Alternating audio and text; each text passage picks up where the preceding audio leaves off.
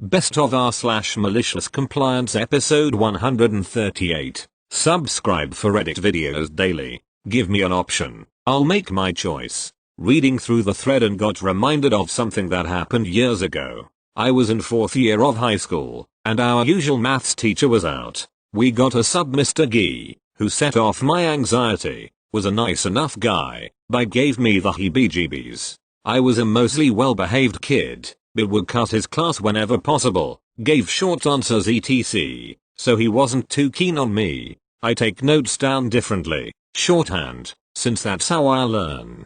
One day Mr. G sees my notes, and says I need to rewrite them. I refuse, so he scores a pen through them saying to write them again. I refuse, saying can still read them. Mr. G then gives two options: rewrite the notes, or get out of his class. So I pack up my stuff, stand up, and walk towards the door. Mr. G, where are you going? Me, you gave me an option, so I'm leaving. He started shouting about how he didn't mean it literally, which brought the head of maths to the classroom. Mr. G tried to say I tried to leave without permission, when a few classmates backed me up with the malicious compliance. Head of maths couldn't figure out what was the problem, and let me sit in the base for the rest of the year XX. Thank you. Next. You'd better rectify this $$king mess you've caused. Okay, but you're not gonna like the result. This happened a couple of decades ago. Names changed to protect the incompetent etc. TL. Doctor at the end. Sorry it's a bit long, but it's got comma, revenge, reversal, malicious compliance and a happy ending. Bit of background. I've been working for a kick-ass medium-sized IT company for about 4 years. I had a good track record but had moved to a department that didn't really fit my skills, and very tall director told me I wasn't needed anymore. I thought I was out of a job completely, but managing director called me in, told me that the company needed to implement ISO 9000, a quality standard that aims to formalize all those processes and roles that contribute directly and indirectly to the quality of the company's products. He offered me a job partnering up with an external consultant, hereafter consultant.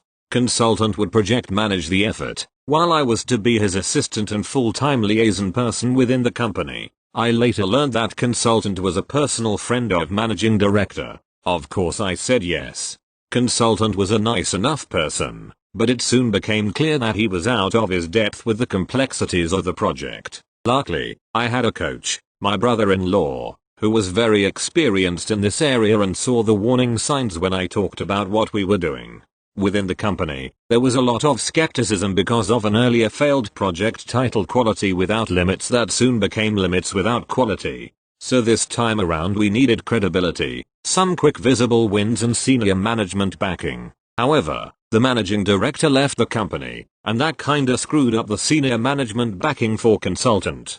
Worse, the new CEO was the very tall director, hereafter very tall CEO, who'd fired me earlier, and, although he knew it was important, he didn't really want any involvement in the ISO 9000 project. Fast forward a couple of months and we haven't really achieved much. My relationship with consultant is getting a bit strained as I start wondering if I might become collateral damage of his lack of skills and leadership. Consultant asks me to book a few grand's worth of training for the two of us. I had to do it by a certain date. The date passed. He asked about the training. I said I hadn't booked it. He blew up to level 5 and demanded to know why. I said I didn't think he'd secured sufficient commitment from management to spend that much and I didn't want to get stuck with an unauthorized spend. Now he's at level 10, and the shit started flying. I was a bit taller than him and he wanted to go into Uber domination mode. So, consultant, sit down. Me, I'm comfortable standing. Thanks consultant. Sit down. Me, I'll stay here consultant. Sit the fuck down. Me, shaking a bit, but outwardly calm. I'm good consultant. You need to get yourself to the fucking CEO. Explain your failure to book the training and that you're the reason we're going to miss our first big deadline. And rectify this fucking mess you've caused. I really didn't know what very tall CEO would do and that there was a very good chance I'd get thrown off the project and fired. Again. But it was time to come clean. So here's how I obeyed the rectify this fucking mess instruction. I got a meeting same day with very tall CEO and told him that we had barely achieved anything over the several months the project had been running.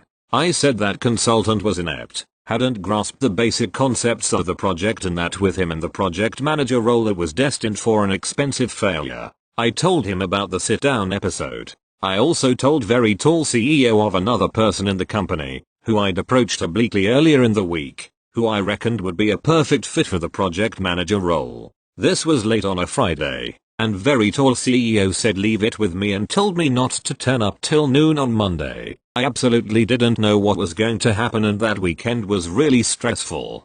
Monday morning I get a call from consultant, which I ignore, nerve shredding. Now it's noon on Monday, and I'm in the building. I'm kinda bricking it. I'm outside the very tall CEO's office and he's there with a guy I suggested should be the new project manager. Good sign. They're laughing about something. Another good sign. I walk in. Very tall CEO. Hi. Meet your new boss. Me. Thinking. Shit. That went well.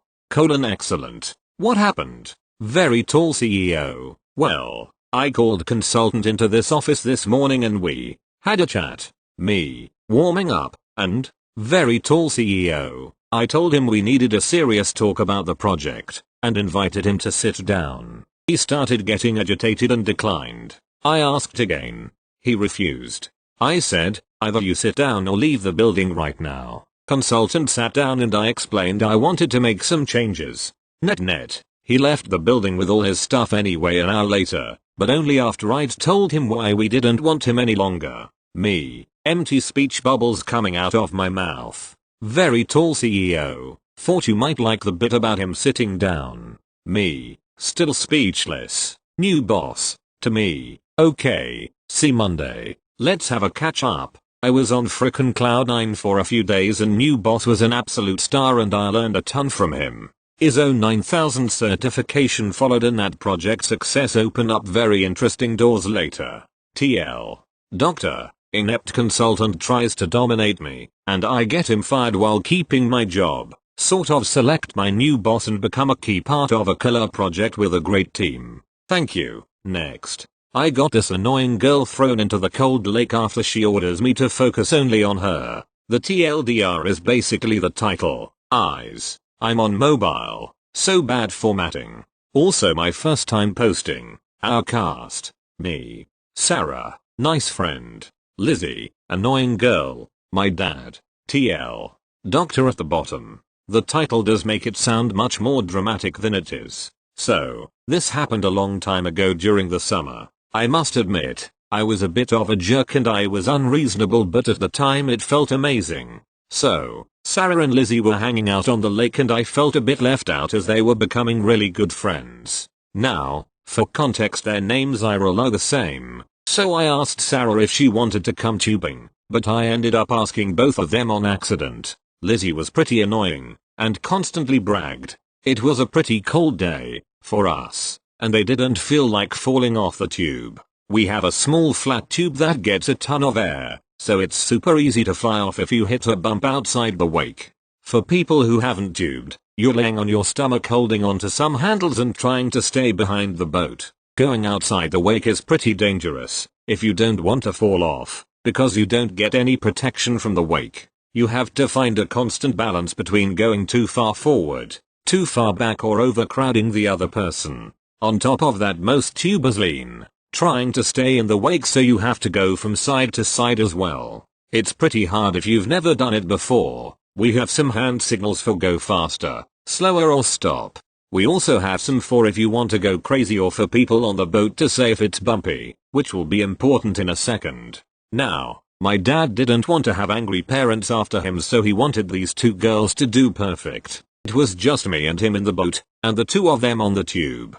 He says, do not take your eyes off of them. The lake was pretty crowded, and he didn't want the risk of a boat not seeing them if they fell off. Then Lizzie mocks, yeah, OP, whatever, you don't take your eyes off us. Our lives depend on it. I was pissed by that, but I kept my mouth shut as Sarah was really good friends with her. My dad grimaced, and just started. I did as they asked, and kept my eyes on them the whole time. My dad asked, lightheartedly, how crazy do you want me to? I said, keep it calm for now. Just make sure to go over every wake you can find. Grinning, he complied.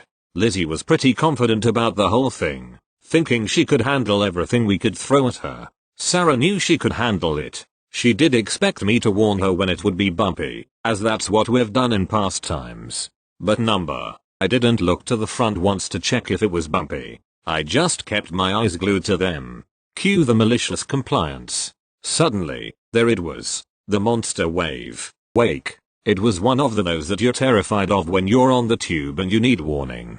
I've done flips in the air flying off of these waves. In reality, it's not that big, but it's scary if you don't tube much. Luckily for me, they're already outside the wake. My dad says big wave coming up. I just reply, oh, sorry, I'm watching them. I can't see it. Now, Sarah's a good tuber. Her dad's crazy and she's learned to get some big air before and come down well. Lizzie on the other hand, only has ever been on a couch tube. She's got basically zero experience with getting air while trying to hold on desperately. She sees the wave seconds before it hits her. Her mouth opens in a scream, her hands grasping the handles as tight as she can, while Sarah only faces it with grim determination. And boom, it hits. She wasn't as prepared as she thought. On the way down she loses her grip and tumbles forward. She bounces as she hits the edge of the tube and does a semi-flip before tumbling several feet away from the speeding tube. Sarah, on the other hand, manages to ride it and come down safely. Due to her arms being wonky and her balance not right, she ends up falling soon after.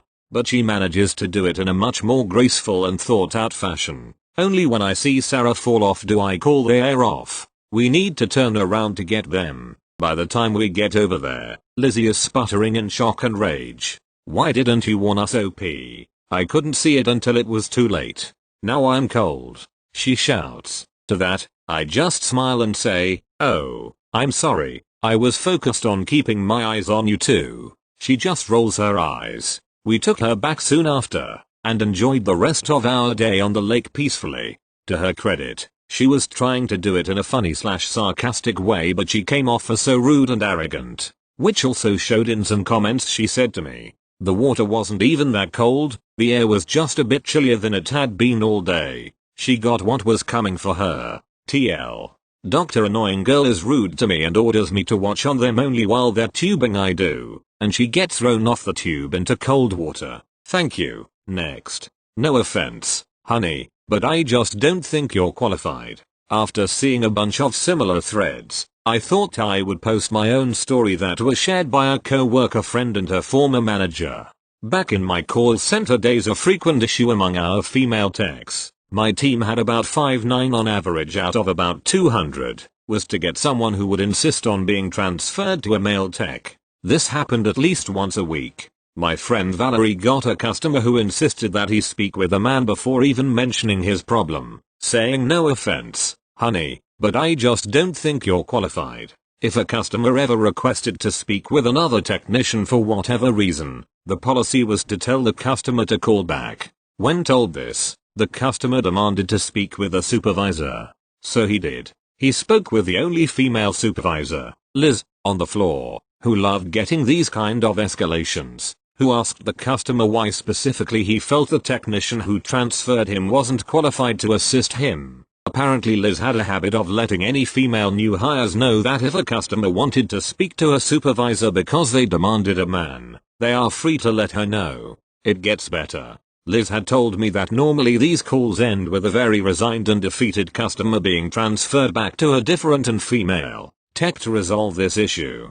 But the customer that had escalated from Valerie refused to believe that another woman would be in any position of authority in our company and demanded to speak with Liz's boss. Liz told the customer that she was the final point of contact he was going to get, and if he didn't like it, he could call the corporate office. The customer assured Liz that he would do so and hung up. A week later Liz finds out that the customer actually did call corporate to complain. However, unlike tech support, the customer interaction department of the corporate office was mostly women. When the VP of customer service got wind of this guy, she made sure that the female members of her staff were suddenly unavailable to speak with him, and even spoke with the customer personally. Unfortunately, ignorance often knows no bounds. So the customer continued to call back and harass the staff, using choice language and vague threats, until he finally managed to speak with a man, a representative of the company's legal department, who let the customer know that all calls with him had been recorded,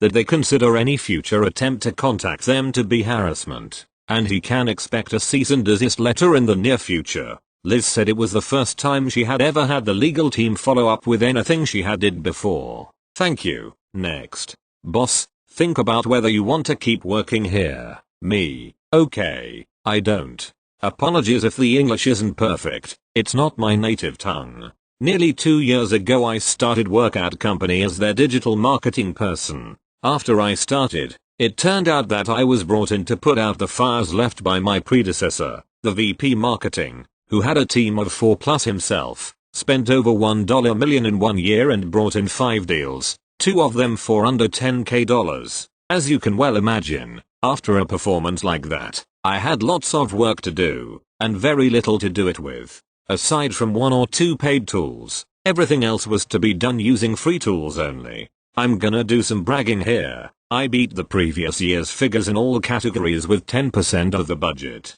When I started, I thought Bossman, founder/CEO, had a really good management style, saying things like, your successes are yours, your mistakes are mine, and the enemy of good is great. I don't expect perfection, I want you to make sure things work and get them done. In essence, I was allowed to run my own, one-man, department and outsourced freelancers, and as long as I was getting results, he left me alone. Since I was the only person on the marketing team, I also had to learn a large number of skills and platforms that weren't directly related to digital marketing. Not to say everything was perfect, but things were pretty good. One of the main things that weren't perfect was that Bossman had serious anger management issues. As I said before, he left me alone, but I saw him blow up at and fire other people for stupid shit.